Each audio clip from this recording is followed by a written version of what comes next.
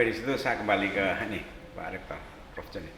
Eh, di Indonesia ini kan ada kesan bahwa pemerintah itu ingin mengatur segala-galanya, menteri itu. Jadi menteri pendidikan, kemudian rakyat beranggapan di tangan menteri lah pendidikan ini digantungkan. Gitu. Itu kan juga tidak benar dan tidak mungkin. Sementara sungguhnya di Indonesia ini tanpa menteri pendidikan pun proses pendidikan kan telah berlangsung. Kekuatan masyarakat tuh dari dulu sebelum kemerdekaan sudah ada. Tanpa partisipasi masyarakat sipil sejak dari Muhammadiyah, NU, sekolah-sekolah Katolik, seminari dan sebagainya, tugas negara kan berat sekali. Dan juga di masing-masing daerah ada berapa sekolah-sekolah yang sudah terbukti, sudah proven best practice. Tapi selama ini kelihatannya itu kurang diberdayakan, dikapitalisasi oleh pemerintah.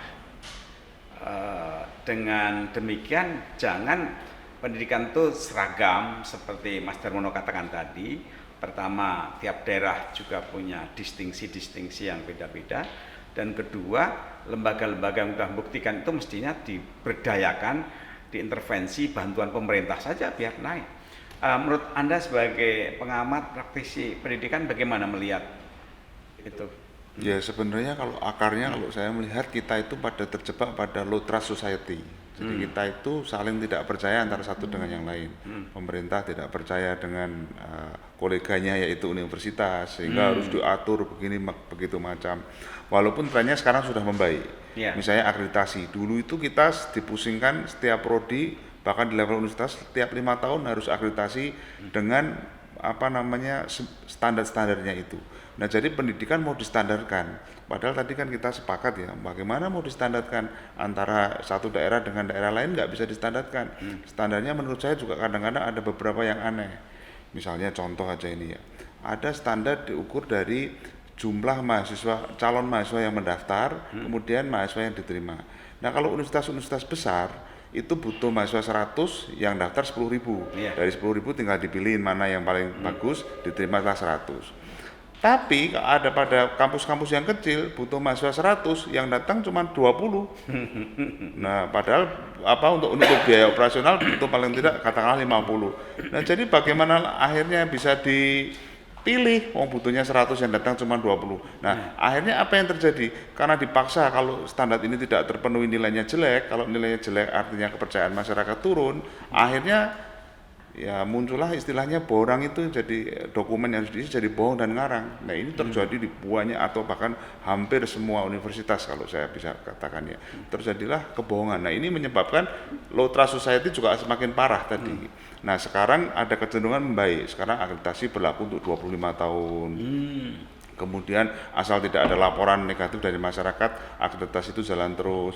Nah sehingga pekerjaan-pekerjaan administrasi ini berkurang. Sama, dosen juga sama. Kalau kita mau mendapatkan tunjangan sertifikasi dosen, harus mengisi ini, harus mengisi itu. Jadi tugas yang esensial, tugas yang strategis itu malah tidak bisa kita lakukan karena waktunya habis untuk mengurus yang administratif. Gimana dengan tadi pendidikan di tingkat bawah ya? Bahwa masing-masing daerah itu kan punya karakteristik dan punya best practice. Ada berapa pesantren yang bagus, seminari bagus, sekolah swasta bagus, tapi seakan-akan yang bagus itu kemarin kan primadona harus negeri kan? Sehingga sekolah swasta itu belum ingin jadi negeri. Mengapa yang swasta ini tidak dibantu saja dan itu kan meringankan tugas negara mestinya dan kita akan banyak pilihan. Gimana melihat perkembangan itu sekarang? Ya sebetulnya kalau yang sudah baik kan nggak usah diganggu-ganggu ya. Akhirnya sudah baik nih harus mengikuti standar yang diciptakan. Kenapa sudah baik, sudah dipercaya masyarakat, outputnya jelas, lulusannya jelas, sudah biarkan aja ini. Bahkan kalau perlu diberikan insentif. Nah, iya. Jangan terus diatur-atur. Nah mungkin yang barusan muncul atau yang kualitasnya masih kurang, nah itu bolehlah dibantu gitu ya. Tapi kalau yang sudah baik menurut saya jangan diutak-atik. Dan itu sudah terbukti ya tadi ya. Pesantren-pesantren, seminari-seminari, sekolah-sekolah Katolik misalnya, itu kan banyak yang sudah bagus-bagus. Jangan akhirnya karena mengikuti standar yang baru, yang kadang-kadang standarnya sendiri juga tidak jelas, malah jadi menurunkan kualitasnya. Misalnya guru kalau dulu ya misalnya kiai-kiai itu jadi guru, ulama-ulama jadi guru, atau bruder-bruder jadi guru, kan sudah terbukti bagus kan. Harus sekarang guru harus standarnya S1. Nah padahal brudernya nggak S1 atau ulamanya nggak S1. Nah akhirnya dicari maksa yang S1 malah jadi menurunkan kualitas. Sekarang ini ada kecenderungan kita ngerti standar. Standar itu sesungguhnya siapa yang buat dan referensinya kemana. Contohnya kalau di dunia kampus, dosen itu kan harus nulis di Scopus, dan itu tidak mudah Scopus itu. Padahal manfaatnya untuk apa dan siapa itu juga dipertanyakan Scopus itu, standar itu. Jadi standar-standar itu kalau Anda lihat, apakah memang itu betul-betul memberdayakan perguruan tinggi, produktivitas, kemajuan pendidikan, atau itu hanya formalisasi saja yang terjadi? Kalau standarnya kalau saya lihat tetap mengacu ke barat. Karena ada Washington Code, kemudian kalau di Fakultas Bisnis itu kan yang terkenal ada EACSB. Itu standar-standarnya hampir mirip dengan standar yang dipakai oleh BANPT, Badan Akreditasi Nasional Perguruan Tinggi. Kita tetap mengacunya ke barat. Nah padahal sekali lagi Indonesia ini berbeda dengan barat gitu ya. Kita punya kekayaan sendiri, kita punya kekasan sendiri, tidak harus dipaksakan kita sama dengan mereka. Tadi masalah jurnal, kalau memang tidak harus jurnal, buku, selama dia menunjukkan bahwa bukunya itu buku yang berkualitas, seorang profesor sudah ngajar 25 tahun, tesis knowledge-nya dia, pengalamannya dia dibukukan, itu menurut saya kan jauh lebih berharga daripada harus mengejar jurnal-jurnal internasional dengan syarat-syarat tertentu. Nah, jadi menurut saya ya itu tadi ya, jadi jangan kita memaksakan sesuatu yang sebetulnya tidak perlu, sebetulnya terlalu jauh dan tidak cocok dengan budaya kita. Mas Ter mau nambah? Ya, ini kembali lagi kita mesti lihat sejarah bahwa sejak dominasi Barat itu masuk ke Asia, ke Timur, maka kita mengikuti pola-pola standarisasi Barat. Nah, kalau misalnya ngambil contoh tinju lah ya, orang Indonesia yang relatif kecil-kecil karena nggak makan daging 1 kilo sehari, nggak minum susu seliter sehari, kemudian harus bertinju dengan standar Eropa. Ya, kansnya untuk jadi juara dunia kecil sekali lah. Itu hampir di semua penjuru olahraga yang kita jagoan kan bulu tangkis. Ya, itu karena bulu tangkis kalau distandarkan dengan profil orang Indonesia itu oke. Tapi yang lain kan susah. Nah, sama juga di dalam pendidikan, di dalam kesehatan, semua kita diikutin standar itu. Jadi kalau kita bicara ini konspirasi, ada nih konspirasi untuk menjajah secara ekonomi, ikuti standar kita. Mau menjajah di sport, ikuti standar kita. Ya mana menang kan? Nah, keberanian untuk merubah ini itu harus dipahami secara para akademisi kita. Karena pemerintah akan mendengar suara-suara intelektual. Jadi kalau akademis kita ini masih merasa Barat itu lebih hebat dari Timur, ya kita kapan nyusulnya? Kecuali model di Cina ya, itu dia punya budaya juga udah ribuan tahun, kan? Lebih tua. Jadi mereka sekarang menunjukkan dengan kemampuan mengelola ekonominya dengan baik, mulai standar-standar dirubah. Misalnya S1 jurusan Traditional Medicine, dimulai dulu di Cina. Nah sekarang di Inggris, di Australia sudah ada S1 jurusan Chinese Traditional Medicine. Jadi boleh jadi dokter juga dengan obat-obatan dari China gitu.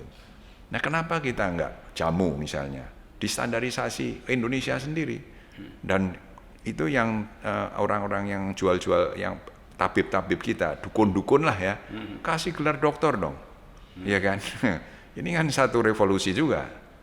Nah dengan begitu biaya kesehatan kita lebih murah, biaya pendidikan kita lebih murah, karena tidak mengikuti standar Barat gitu. Tapi kan kita ini semua kalau Barat itu pasti hebat lah, pasti nomor satu. Itu kan di benak kita ini, dijajah begitu lama ini masih hebat sekali. Nah ini harus ada perubahan, mulai dari SD, SMP, SMA, itu timbulkanlah yang bukan mau bilang mana dadamu, ini dadaku, ini kan dibangkitkan bahwa kita ini juga bisa. Janganlah menafikan, merendahkan budaya kita sendiri, kemampuan kita mengobati. Misalnya punya anak kita ya, anak perempuan akan melahirkan. Ini kan umur-umur kita begitu ya. Kalau Pak Joni lain lagi ini kan. Jadi melahirkan, kemudian kita sebagai orang tua rekomendasi pergi itu dokter yang barusan lulus untuk menolong karena ada komplikasi, atau ke dokter bayi, bukan dokter dukun bayi, yang sudah praktek 20 tahun. Ya pilih dukun bayinya lah, ya kan? Nah ini menjadi problem kalau di kota besar, karena dukun bayi nggak boleh praktek situ, nolong ini. Tapi kalau di desa kan udah nggak usah pikir ya kan, dokternya juga nggak ada kadang-kadang. Nah ini yang harus dipahami oleh para akademisi kita, para local genius. Local genius itu harus dibangkitkan. Pakaian kita ikut semua pakai jas, padahal daerah yang tropis ini pakai jas, terus pasang AC, ya mahal semua lah, ya kan? Kenapa nggak dikembalikan dulu arsitektur kita misalnya? Sekarang rumah-rumah ditutup rapat supaya dinginnya efisien. Padahal zaman dulu itu, kalau saya masih kecil ingat tuh, kalau bangun rumah itu mesti anginnya itu ada di atas bolong-bolong itu, bawah juga. Itu terjadi sirkulasi angin. Yang nggak perlu AC. Ya, karena udah dengan sendirinya sirkulasi angin bagus, lebih sehat, lebih murah. Itu hilang sekarang. Ya. Jadi dari segi arsitektur berubah. Negara tropis ikut negara dingin arsitekturnya. Ya, semualah. Sekarang gini, kalau ini dikaitkan dengan menyongsong seabad kemerdekaan RI, kira-kira strategi pendidikan yang bagaimana, Mas Dar? Ya tadi itu kita mesti bikin dulu roadmap-nya. Jadi pertama para akademisi ini, pengusaha ABG ini kumpul untuk mempunyai konsep yang sama. Oke, kita sepaham sekarang. Kita masukkan dalam master plan. Nah, master plan itu adalah roadmap. Karena tanpa peta gimana kita mau jalan? Master plan kan peta, ya kan? Petanya ini harus dipahami bersama. Jangan kita ngobrol gini terus tidak dipetakan. Nanti kalau ceritanya orang buta itu, ditanya 4 orang buta, gajah itu kayak apa? Yang satu buang ekor, gajah itu kayak tiang listrik gitu kan misalnya, atau kayak cambuk, sedangkan yang pegang kakinya itu bilang ya kayak tiang listrik tadi, terus kemudian pegang gadingnya mungkin bilang apa lagi. Tapi begitu tuh digambar menjadi gajah, baru tahu ini tuh gajah ini. Tapi kalau orang buta semua ya nggak bisa lihat kan. Cuman kita bisa lihat. Kenapa nggak dijadikan gambar master plan?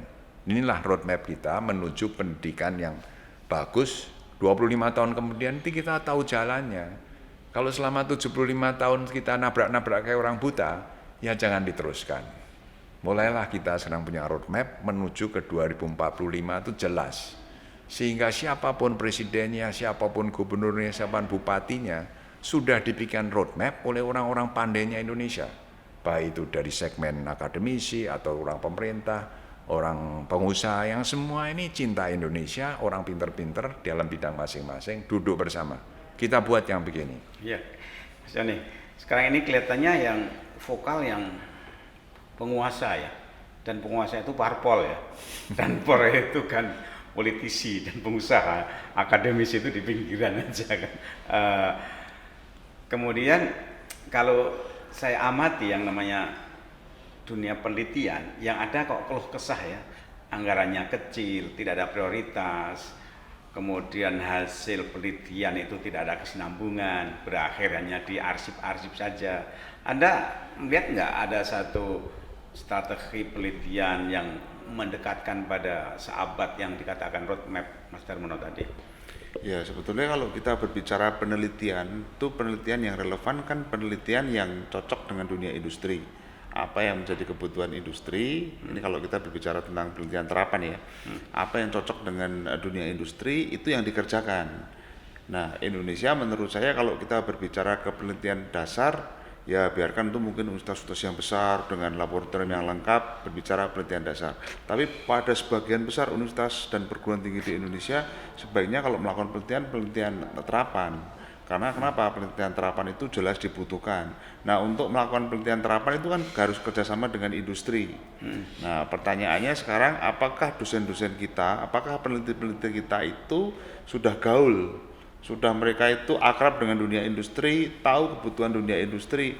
Jangan mereka melakukan penelitian yang untuk maunya mereka. Oh, saya karena bisanya ini, saya melakukan penelitian ini, setelah dilakukan hasilnya saya terbitkan sendiri, saya cetak buku sendiri, ya akhirnya tadi.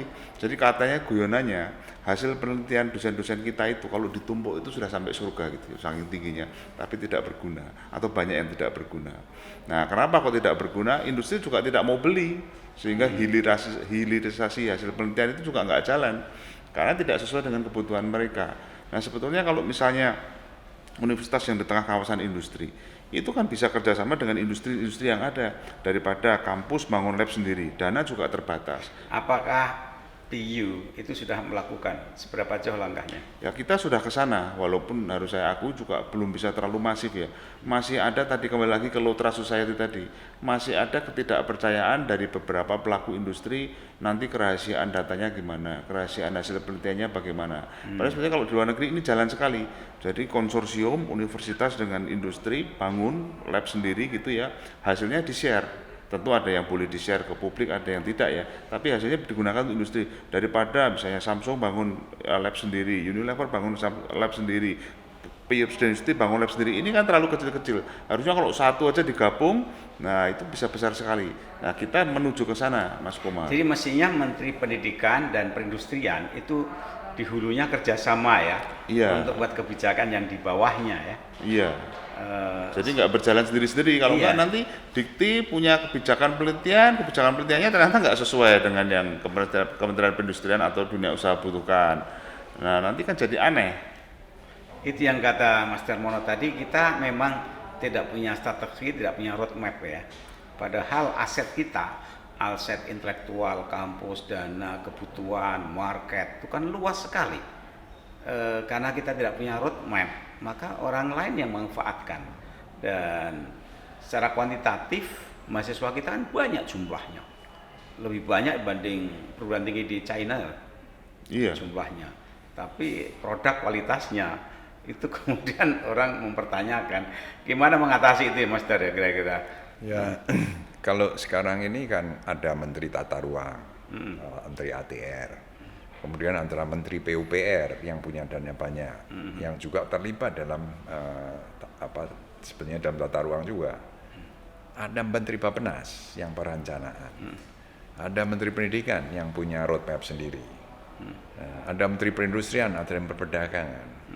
Jadi kalau menurut saya kita ini kebanyakan menteri. Jadi roadmap ini harus dibikin juga oleh para politisi ke depan, bahwa presiden itu hanya boleh mengangkat berapa menteri gitu, sehingga koordinasinya mudah.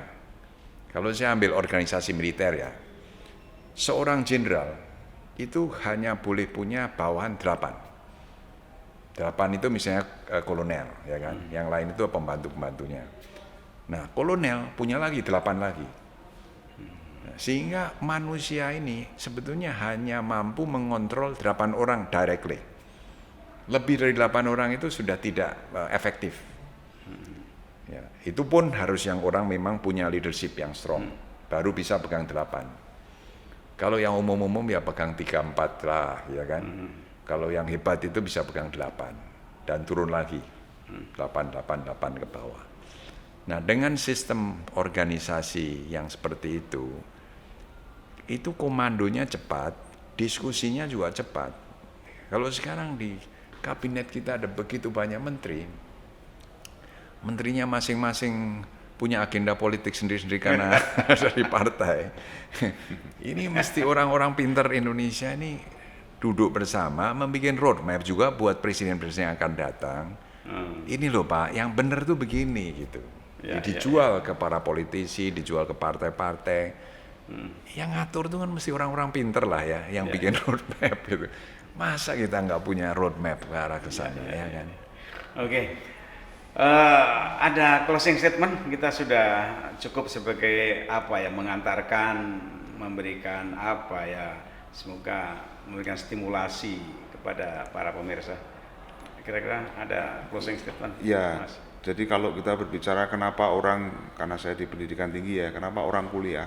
orang kuliah itu kan tujuan akhirnya kan mau bekerja kan, Ya. mau bekerja, meningkatkan pendapatan, keluar dari kemiskinan atau kehidupan yang lebih baik. Nah untuk itu juga akhirnya kurikulum kita, pendidikan kita itu harus mengacu ke sana. Jangan kita terlalu terjebak kepada akademis, terlalu terjebak kepada teoritis, yang akhirnya nanti ketika lulus belum siap untuk kerja, masih harus dilatih lagi. Dan itu kan sekarang terjadi. Ya. Lulus kuliah sudah sarjana harus ikut manajemen training lagi, sebetulnya kan dia belum siap sehingga harus di training lagi kan. Nah pendidikan kita kalau bisa mengarah saya ke sana, saya rasa dalam menyongsong 1 abad ini kita akan menjadi bangsa yang lebih baik dan lebih siap. Ya. Menyambung komentar Anda itu, saya ingat seorang teman pernah tinggal di Jepang itu mengatakan gini, cerita ke saya. Ketika wisuda sarjana, ada anak yang belum punya kerjaan karena akan magang kan, belum diumumkan. Kecuali dia sudah magang, ada pekerjaan, baru diumumkan. Saya tanya, apa sebabnya? Itu bisa harakiri, itu malu kan. Jadi siapapun yang diumumkan itu dia kalau mau sudah ada tempat kerja, punya keterampilan. Nah SMU juga begitu, dia kalau ada kerjaan yang belum dilunasi sehingga membuat dia tidak lulus, itu dikasih assignment dulu. Assignment, setelah itu beres baru diumumkan gitu. Jadi antara harga diri, aku nganggur, kemudian advokasi dari sekolah, kampus, dan kerjaan itu nyambung. Nah di sini ini kelihatannya sekolah yang penting meluluskan, setelah lulus urusan mereka sendiri, kemudian kerjaan itu beda lagi urusannya. Bahkan ada beberapa perusahaan, misalnya bank, itu membuat universitas perbankan sendiri, kesehatan juga, Departemen Kesehatan membuat perguruan tinggi kesehatan sendiri, Kemenkyu punya STAN sendiri. Memang kelihatannya kurang ada koordinasi di antara semuanya itu. Nah, pemirsa, saya harap obrolan ini ya, ini betul obrolannya rasan-rasan ya, karena kita sudah menyongsong seabad kemerdekaan dan rasanya kita melihat ya, belum adanya satu roadmap, bahkan masih mencari-cari, kemudian penelitian juga masih berbagai keluhan yang muncul. Ini semuanya hemat saya kesempatan satu generasi itu kan 25 tahun. Jadi ini dihitung dari anak lahir sampai sarjana mandiri, itu satu generasi. Makanya sekarang kesempatan para politisi, akademisi, pengusaha, dan stakeholder dari bangsa ini untuk duduk bersama. Mari kita membuat roadmap kita bersama, sehingga ketika kita seabad itu ada satu prestasi yang kita torehkan, satu monumen yang kita torehkan yang menandai kebangkitan bangsa ini. Terima kasih Anda telah berpartisipasi menyaksikan acara kami, dan insya Allah kita akan berjumpa lagi pada lain kesempatan. Terima kasih.